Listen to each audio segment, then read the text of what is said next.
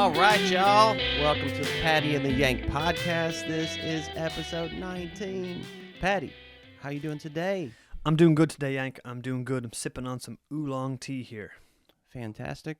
Some Tie Guan Yin. Tie Guan Yin. Yeah, we've been drinking. I think I'm drinking on some. I don't know. We've mixed teas. We're out of control. We were drinking green, red oolong, black. We're out of control. Man, I love the tea over here. Me Absolutely too. love the tea over here. Just a little quick thing today. If you're a new listener to the podcast, at the end of each episode, we play an original song from various different types of artists. We've had a lot of different people collaborating with the podcast and sending in their stuff. So at the end of the episode, if you want to hang about and have a listen, we will play a song from an original musician or singer-songwriter, whatever it is. Who did we have on the last one? Tom Petty, right? No, it was Nirvana. Oh, Nirvana. That's At the end of the last episode, we had a band or a duo from Ireland called The Outfit, and their shit is rocking. I like them as well. How do I listen to them? I want to listen to them. I actually don't know. They haven't really said. Maybe I can contact them and ask them. People can only listen to The Outfit via the Paddy and the Yeah, Yank podcast. Well, it's like Ninja Ned as well. That's the only place you can hear them, right? Yeah. What we're going to do too is we're going to create a playlist because we now have a YouTube channel, and what we'll do is any of the music that you hear on the podcast, you can access it on the YouTube channel, right? Dope. So Ninja Ned stuff, the Yank here, who's got some great instrumental stuff. Yep. The Outfit. We've got a couple of musicians coming from Ireland very soon. Some lady musicians that have sent us in their stuff. We just gotta, take the time and pick the right episode and put it in there. But we got some good music coming up. So any artists... And I found a reggae artist in California as well. Brilliant. Get that music on here. Yeah. So you love reggae. Bob Marley's my favourite of all time. So any musicians that are out there, singer-songwriters, don't be shy. Send us in your stuff and we'll play it on the podcast. Sweet. All right, cool. Let's get into it. All right, the topic for today is bioschmacking. Bioschmacking. Bioschmack your bitch up. Bioschmack your bitch up. Smack my bitch up. All right. Prodigy.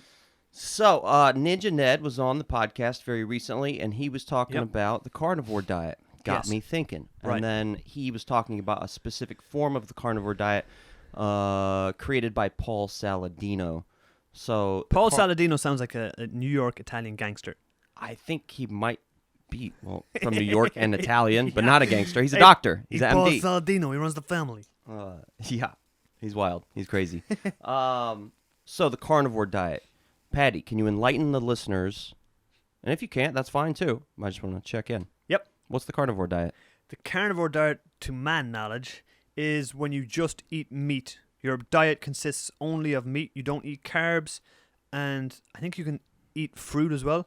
That's the Saladino. The Saladino version. Saladino does not like salad. That's huge. He's very anti-salad. So what I just said is the Saladino version of the carnivore diet. Yes. So the very standard version of the carnivore diet would be just eating meat. Yeah, and specifically nose to tail. I first heard that term from none other than like Dead Greenfield.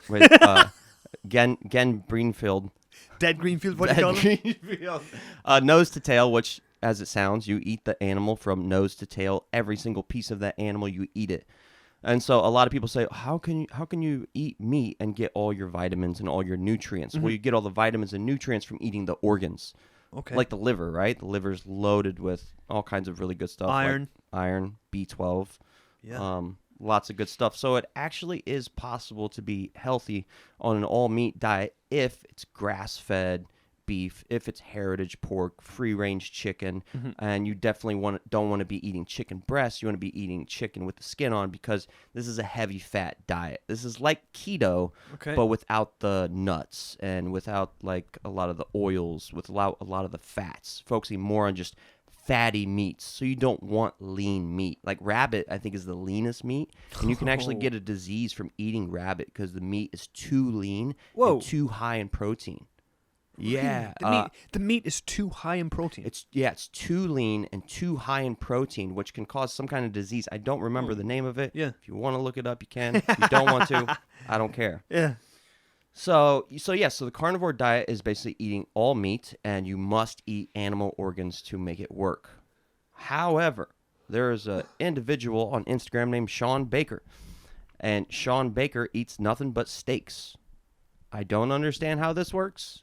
I don't understand how you can get all your vitamins, but he does it, and he's healthy, and he's strong. So Sean Baker only eats steak. Only eats steaks.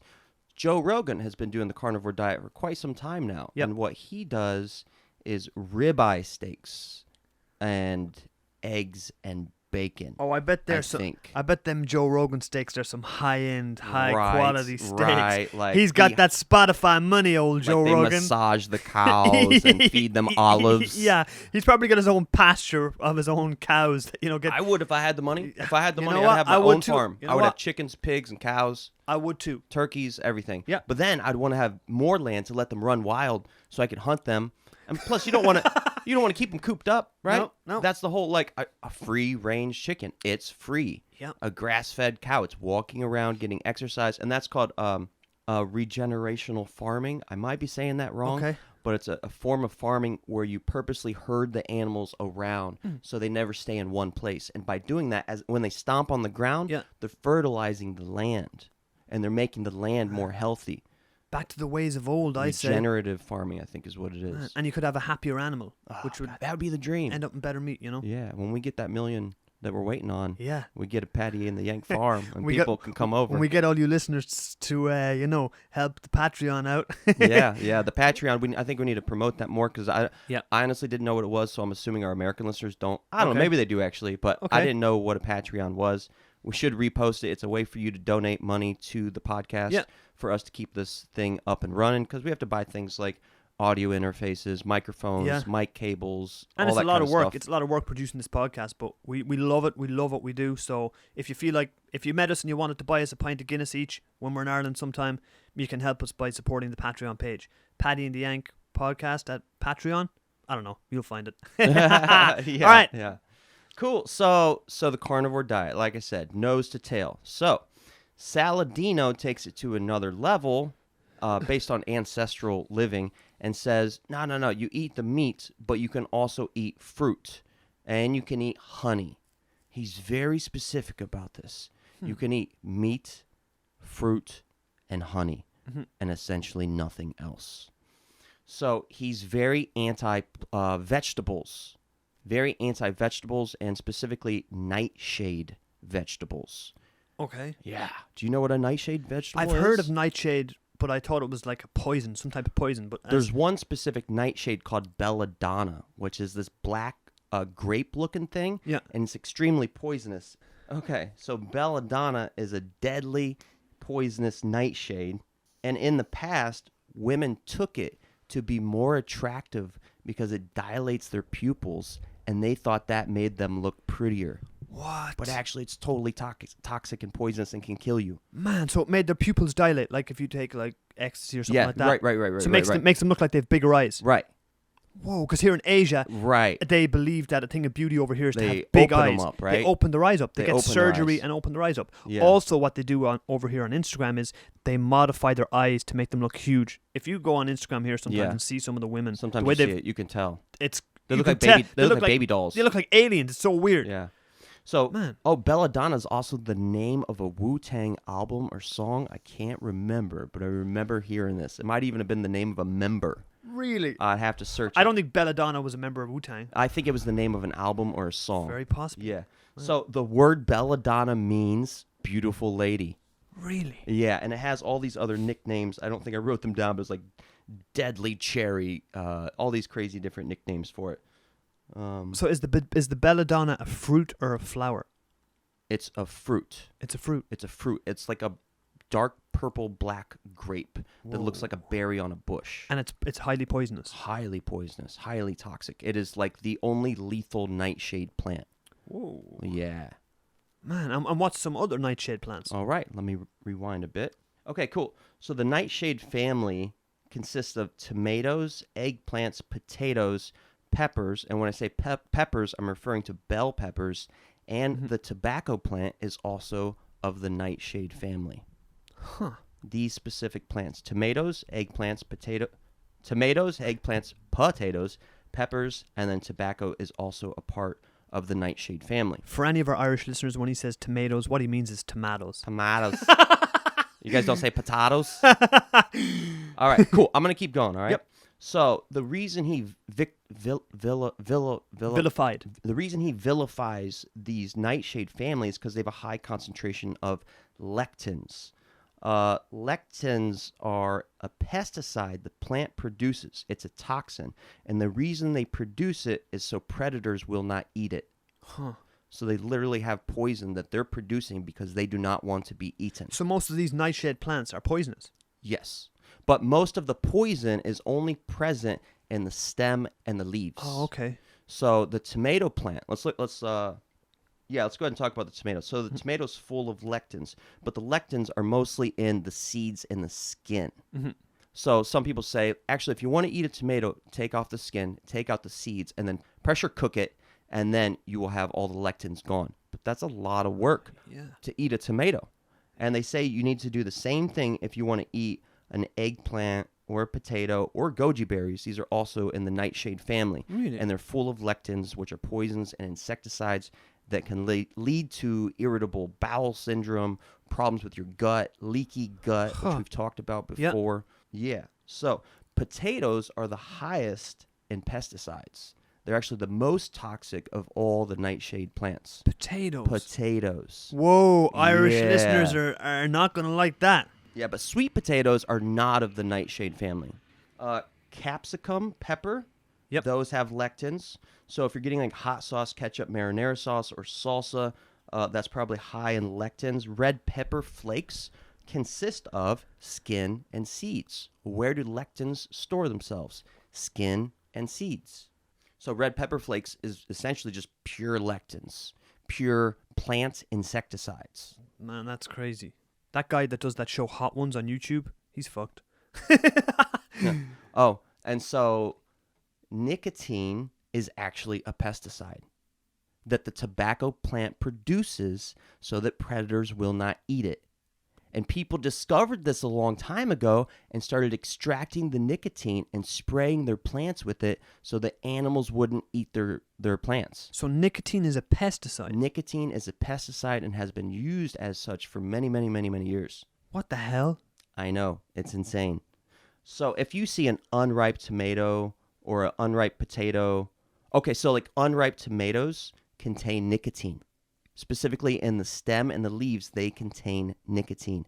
When a potato starts to develop that green stuff, that I believe also, it definitely has lectins. It's very high in poison.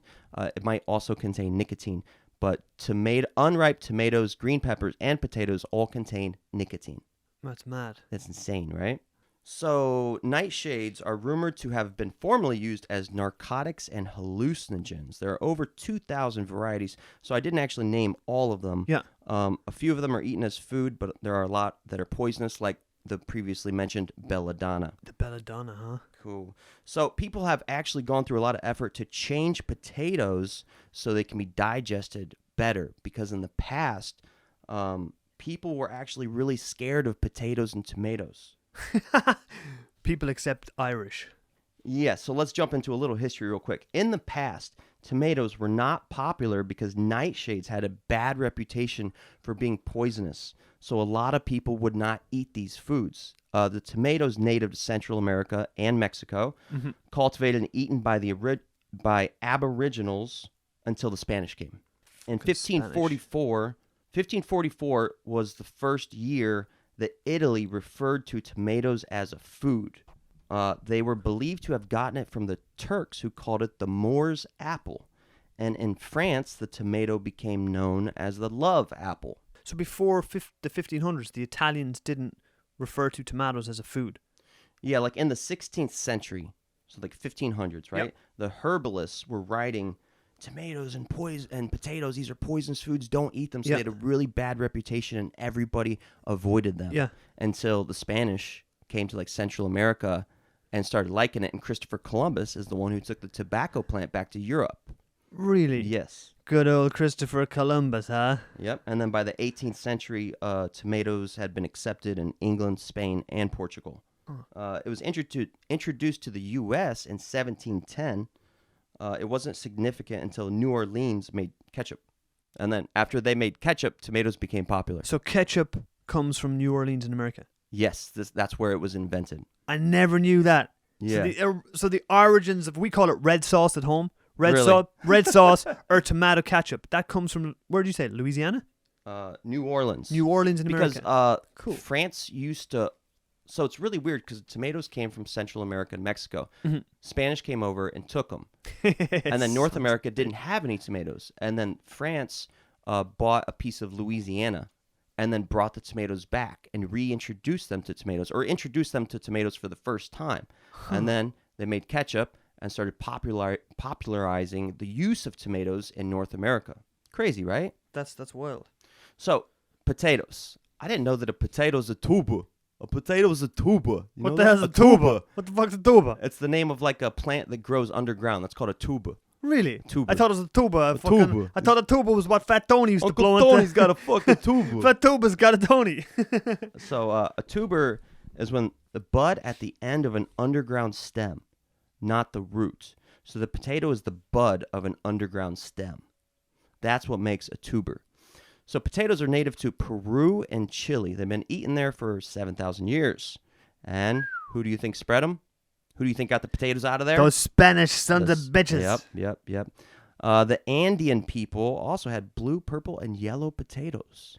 I've eaten purple potatoes in Really? Peru. Well, we have purple potatoes here, right? But they're sweet potatoes. Okay, yeah. Purple sweet potatoes. Different thing. Right, different thing. So, like I said earlier, when potatoes were first introduced to Europe, people thought it was toxic and caused diseases. So they were like, get this away from me. I ain't touching no potatoes. Give them to the Irish. They'll eat them. Yeah. And potatoes do have toxins. Actually, this is true. There's some substance to this. But it's only in the leaves and the flowers, not in the actual potato itself. That's good to know. That's relieving to know. Okay, so this is pretty interesting. So potatoes have this hardiness because it grows at high elevations in a cold climate in the Andes Mountains.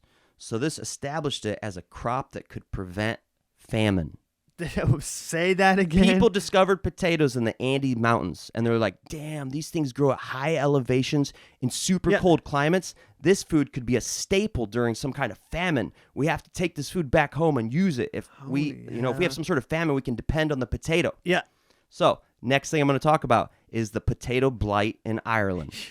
That's exactly what I was thinking about when you said that. What the fuck? How ironic is that? Oh, this thing will save us. And then it caused one of the biggest famines in history, right? Yeah. So it happened in the mid-18th century and caused poor Irish peasants to emigrate to North America. This was 1846 to 1851. Yeah. Sound about very, right? very bleak time in Irish history. Yeah. And the potato blight was called, what's it actually called? The potato famine? They called it the Great Famine or the Great Potato Famine. And it was caused by a fungus disease. Yeah. Yeah, you knew that? Yeah. And also, well, they say that the British actually orchestrated that whole thing. Really? Yeah. They were, Whoa. you know, Ireland at that time, Ireland was exporting loads of beef and meat and all kinds of foods. And the Irish people were starving. A lot of people think, or I don't know, maybe it's fact, that the British government and the monarchy actually orchestrated that whole thing. Well, they weren't very nice to you guys, historically speaking, were Far they? from it. Far from it. So yeah, so I think a quarter of the population of Ireland died during the Great Potato Famine. Really? I think it was a quarter of the population of Ireland died. Yeah. That's insane. Yeah, that's very insane. So potatoes are very vulnerable to insect infestations. So as a result, you have to spray them with lots of insecticides to prevent them from being eaten. So potatoes are very often sprayed with a shitload of insecticides. Yeah, because they're so prone to infestation. Shit. We should just go for some good old rice like the Asians do. People have tried to make disease-resistant potatoes by making hybrid potatoes. People have tried to do this. Man, people. All right. Cool. So now I'm going to talk about eggplants and bell peppers. So AD 900 to 1200, they were popular in North Africa and Arabia. So this part of the nightshade family comes from a total different area. The other stuff we talked about were from Peru, the Andes, Central America, South America. Now we're more North Africa and Arabia. And they quickly spread to the Mediterranean, Spain, Italy, and Greece. And these were what type of nightshades now? These weren't potatoes and tomatoes. What were these? These were eggplants and bell peppers. Okay, eggplants and bell peppers. There's one part of the nightshade family from the Mediterranean that has a chemical called henbane that can be used as an antidote to mercury poison and the treatment of morphine addiction. Henbane from the Mediterranean that belongs to the nightshade family. Henbane sounds like some kind of Viking lord. Like something from a Shakespeare story, yeah, right? Henbane. Yeah. You must go now and beg for your life before the feet of Henbane. You know who Henbane's daughter was? No. Grelin! Grelin, daughter of Henbane. Okay, cool. So Christopher Columbus found the tobacco plant, was like, this stuff's awesome, took it back home, and a French diplomat named Jean Nicot, I might be saying that wrong, probably am, found it, extracted it, and then used it to treat upset stomach, ulcers, headaches, toothaches, constipation, and asthma, and also as an antiseptic for cuts, bruises, and sores. Pretty crazy, huh? That's mad. I don't know if it actually works for any of that stuff. Yeah, it's like the Chinese in their tiger bone. Yeah, and tobacco was first used as an insecticide in 1763. In 1828, a German doctor and chemist isolated nicotine and identified it as a poison. So for all you smokers out there, nicotine is a poison. It's an insecticide. That's a fact. Nicotine's an insecticide. So not just are you smoking all the other kinds of chemical shit that they mix with your tobacco and your cigarettes, the nicotine is also a poison. Well, I think pesticide might be more correct to say, but it's a pesticide. Pesticide. Would you say it's a pesky pesticide? Pesky pesticide. Okay, cool. So this is pretty funny. So we now know the tobacco plant obviously possesses nicotine, but nicotine's also in the roots and leaves of the tomato. This was really funny. So European researchers found that tomatoes could repair excessive lung damage caused by excessive smoking and slow the decline of respiratory health that normally follows a long period of smoking. Huh. Very strange, right? That's very, very strange. Yeah, that's very odd. So I'm going to kind of tie this up. We might talk about one more thing, but before we do that, I checked in with Saladino today just to make sure I got my facts right. Okay. So let's kind of go over how he says it in his own words. Okay. So he says that fruits offer themselves to you. They're pretty, they're hanging from our tree, so our ancestors would have very likely have picked them and eaten them. Yeah. And in the book Guns, Germs, and Steel, he goes into detail about how fruits do want to be eaten and how you can't digest their seed, so you often poop out their seed. Or maybe you take the apple back to your village, you eat the apple, and then the core you throw in the ground, then that sprouts a plant. So fruits want you to eat them so that they can spread. But then when you have vegetables, this Nightshade family, that are producing insecticides or pesticides, they don't want you to eat them. Saying they don't want you to eat them. Yeah. That's why it can lead to like problems with your gut and irritable bowel syndrome and Crohn's disease. Very similar to the effects of artificial sweeteners. Yeah. Very, very similar. So, yeah, he said fruits are natural. Our ancestors ate fruits. Fruits want to be eaten. Therefore, we should eat them. And he said seeds, nuts, grains, beans, legumes. Well, these are all legumes, right? Yeah. But those are loaded with plant defense chemicals. They are toxic. And that's why if you want to, if you have beans, right, and you want to do beans proper, that's why you have to ferment them or soak them or cook them or go through this really long process to prepare them. Yeah. Why? You're pulling out the poisons, the lectins, and the toxins. That's why you have to do so much work to eat a bean, because they're just like little powerhouses of poison. In one way, this has kind of blown my mind, because you know this whole thing about let's say you're 5 a day. And like if you look on the back of a lot of packaging here, if you buy a packet of nuts here, it's got like a little chart on it. And it's like, you know, it's cut up into, let's say, pizza slices. And one of them is like nuts. One of them is vegetables. One of them is fruit. And it's like, it's saying what percentage of each of these things you should eat every day to have a healthy, balanced diet. Okay, yeah. But according to what you're telling me in this Paul Saladino, the boss, is saying that that's all bullshit. Who came up with that? Right. Because there's lots of lectins and poisons and all these other things that you're talking about. Well, this is the thing. Like, I bought some kelp, which is a kind of seaweed, a couple weeks ago. Yep. And I was like, oh, it's really high in iodine. I don't know why that's good, but it sounds good. But then I found out it's also loaded with heavy metals. And I'm like, are the heavy metals worth the iodine? Well, nuts are loaded with a bunch of nutrients. Yeah. But then they also have these plant defense chemicals, these pesticides. So it's like, is that worth the nutrient density in them? Or should we find an alternate food that's also really nutrient dense, but doesn't have all these insecticides or pesticides or chemicals that are trying to kill whatever it is that is eating them? You know? Like his argument is that animals, I don't think he says animals want to be eaten, but ancestrally speaking, our ancestors have always preferred meat as a food source. Okay. That's always the best and most satiating food source. Right. Like imagine our ancestors going and gathering a bunch of spinach and kale. Like, that's probably not what they want to eat, right? Yeah. That's not going to satiate them. They want to go kill a deer and eat it. Yeah. So some people's arguments for wanting to eat like nuts is fiber, but he's actually saying fiber is really bad for you. Isn't fiber what helps You poop. go to the toilet? He's saying fiber actually binds to beneficial minerals and prevents your body from being able to absorb them. So fiber can potentially be very bad for your body. I have a question. Yes. Where does Paul Saladino get his information from? Good question. He's a doctor, and I'm kind of glad you asked that because I started Googling and doing some research, and on YouTube, there was only one guy with one channel that had several videos about nightshade vegetables. Couldn't really find anybody else. Not a lot of people talk about this. It's a shady This topic, is this either nightshade. cutting edge, new information, or it's false. One or the other. You know what I mean? Like but then at the same time, like the authorities, the government, they don't want us. I've said it before. I don't think they necessarily want us to be healthy because then we're not buying medicine and going to the hospital. Exactly. Right? Yep. So tomatoes. Look, we make tomato sauce, ketchup, salsa. The American diet consists of a lot of tomatoes. Yeah. A lot of tomatoes. I don't eat tomatoes, thankfully. Yeah. So zinc is one of the main nutrients that fiber will prevent your body from absorbing. Fiber is actually an anti-nutrient. It's an anti-nutrient. An anti-nutrient. It prevents your body from absorbing nutrients. Man. That got me rethinking everything. Okay, cool. So there's a couple fruits he talks about. Non-sweet fruits. Non-sweet fruits are avocados, olives, squash, cucumber, zucchini. These are less toxic, and he recommends eating them. They're good for you. Okay, I never knew zucchini was a fruit. Yes. The word fruit means bearing seed. Oh, okay. And then there are sweet fruits, watermelons, apples, pears, cherries, peaches, berries. He says these are also good. Not a lot of lectins, not a lot of poisons. Stay away from them lectins and them poisons if you want to survive. And he's a big supporter of honey.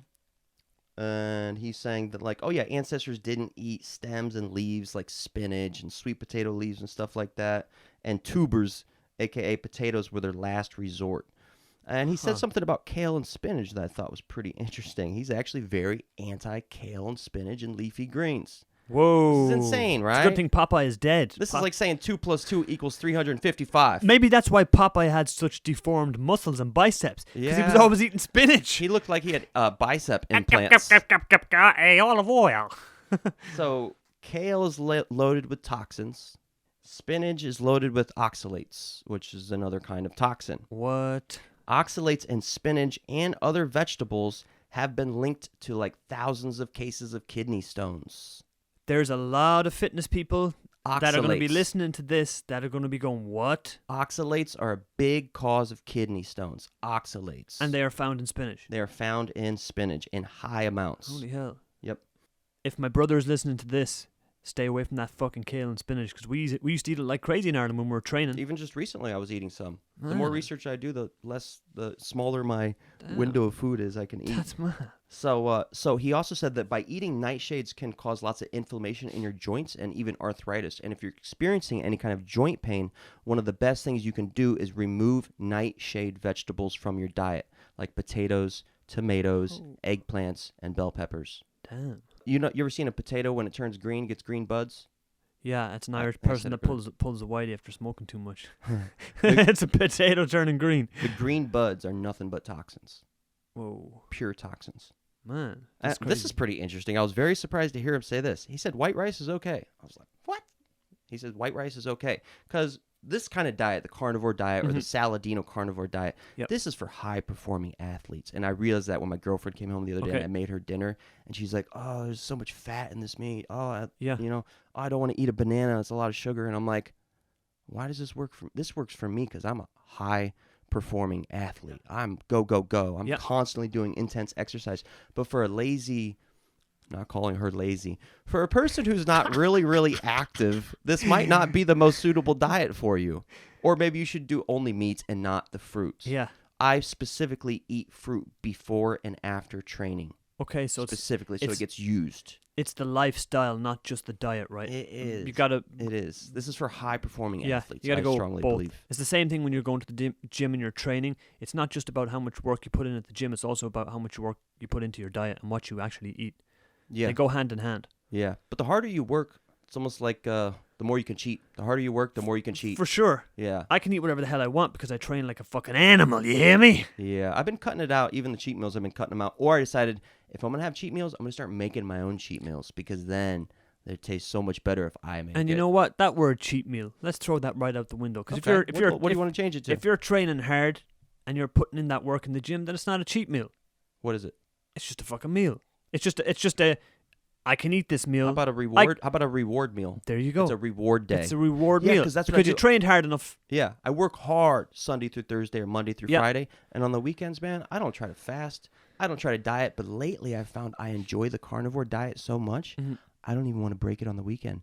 I actually don't even want the pizza anymore because I'm enjoying my diet so much because I'm eating grass-fed steaks. I found free-range chickens. I found heritage pork. I found Norwegian salmon. I found all this food, and I enjoy eating it so much, I'm not even craving burgers, french fries, or pizzas anymore. Yeah. I want to just fry up a steak and a liver and be done with it. Just like old Hannibal Lecter. It's he just so loved himself easy. a bit of liver and some fava beans. This is the lowest maintenance diet I have ever done. Keto was so much work. Vegan was so much work. Vegan keto was so much work.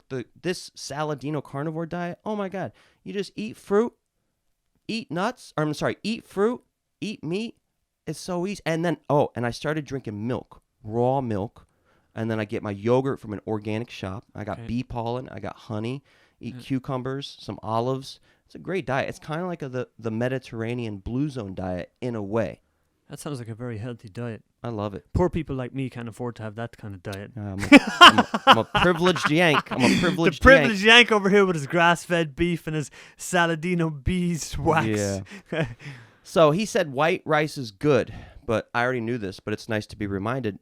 Don't eat brown rice, and that's because the outside shell soaks up arsenic from the earth. I've heard this before, and I know this is true. We are told that white rice is bad and that eat brown rice. Well, white rice is kind of like a fruit. It's fast-acting and fast-digesting. So it goes through so quick that it doesn't have a lot of time to turn into fat or anything like that. That's why fruit's so good, right? Your body breaks it down really quick because there's a lot of water in it. That's why I'll eat, for dinner, I'll have like a steak, a piece of salmon, and like 1 or 2 cucumbers.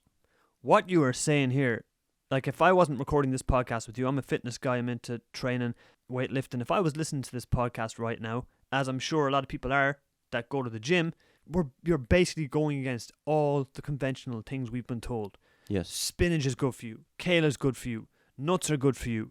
What else did you just talk about there? Rice. Don't eat white rice. Brown rice is better for you. No, eat white rice. Don't eat brown rice. That's it. We were told, though, that white rice is not good for you. Eat brown rice. Yeah. So, whoa. I've been told white rice is good before by a friend who practiced the vertical diet. But the vertical diet is also specifically for high-functioning athletes. What's the vertical diet? You got to stand on your head Man, vertically? the vertical diet is you start every day with a 5-minute headstand. No, and then do a coffee enema.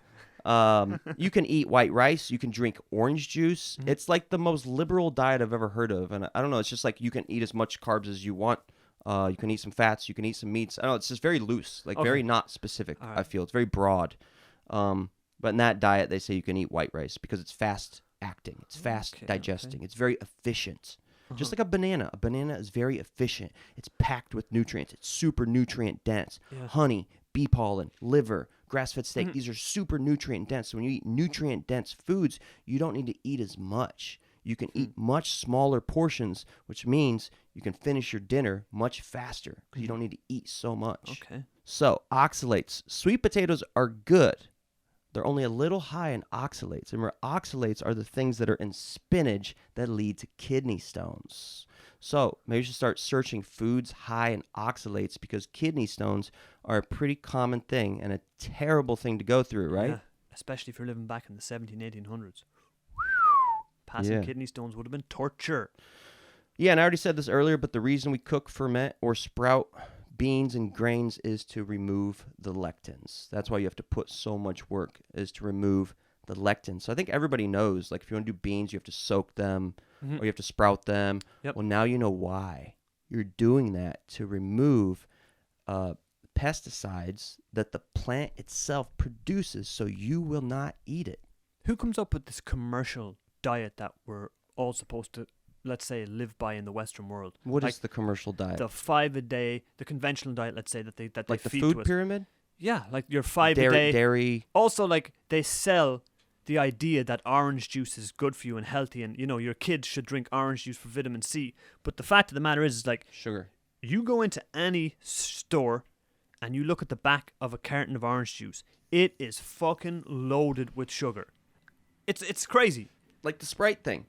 Like, I don't think we ever figured this out, but like, Yeah. why were we drinking Sprite and 7-Up when we had an upset stomach as children? I don't know. We never figured that out. No. Holy shit. But like, if it was the Someday. lemon or if it was the carbonation, Yeah. what our parents should have been giving us was a sparkling water with some lemon in it. Because then you're getting all that stuff, the carbonation, Yeah. the lemon, but no sugar. Yeah. These prepackaged cartons of apple juice and orange juice. Anybody that's a That's how parent, you get diabetes. anybody out there that's a parent, just check those for the sugar content and it'll blow your mind. There's at least 40 grams of sugar. And also The you average want to carton. look for sucrose is the name of sugar. Remember that. Sucrose is the name of sugar, and your body knows what to do with sugar. Sugar's not such a bad thing to ingest if it's ingested in moderation. Mm-hmm. The problem is when you start ingesting fructose, which is a high concentrated form of sugar that is not natural. It's where high fructose corn syrup comes from. It's in that's everything. Pop, Yep. right? And then there's sucralose, which we talked about on the artificial sweetener episode. And your body doesn't know what to do with sucralose, and that's why it scrapes your intestines. But sucrose, sugar, your body knows what to do with it. So when it goes through your intestines, it doesn't cause any damage. And that's why the fruit and sugar, it's all good. It's all good. I think that's about it. So I'm going to keep kicking with the diet. But, you know, funny thing, the reason I've been eating cucumbers with my dinner is to get my fiber in. You told me That's fiber why. was bad earlier. I just discovered that before you got here today. Whoa. And the only reason I was having a cucumber or two with my steak and salmon was to get a little bit of fiber in so I could go to the bathroom I'm sorry, Yank, but I got to hit you with it again. The reason I was having sliced cucumber with my They weren't steak, sliced. I was eating them raw in their natural form. with my steak and salmon. I'm going to stick a cucumber up your ass, buddy. Watch it. Sorry. All right, man. That was really interesting, especially Crazy, finding right? out about the nightshades, the different types of nightshade, and how they're actually poisonous for you. I didn't even know that was a word 2 weeks ago. You know what? I love the word nightshade. Really? I was familiar with the word. I didn't know what it meant, but I liked You only the knew word it nightshade. in terms of belladonna, right? The poisonous Yeah, one? I would have heard that it was a poisonous element or plant or whatever before. Yeah, lectins, oxalates, insecticides, pesticides produced by plants. Do some research, guys, especially if you or anybody you know has suffered from kidney stones. It could be related to leafy greens, the oxalates in leafy greens. Yeah, and thank you, Ninja Ned, for inspiring me to do this research. And thank you, Paul Saladino, for helping me do this research. Yeah. Okay, you know what? Learned quite a bit. Let's leave it at that. That was a very interesting episode. I learned a lot from that myself. Sweet. We're going to leave you today with a song from none other than the Yank himself.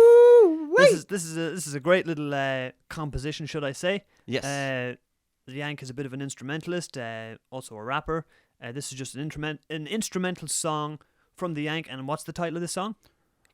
For the time being, it's called Lil Kim Piano because I was listening to an old Lil Kim album and it inspired me to make this.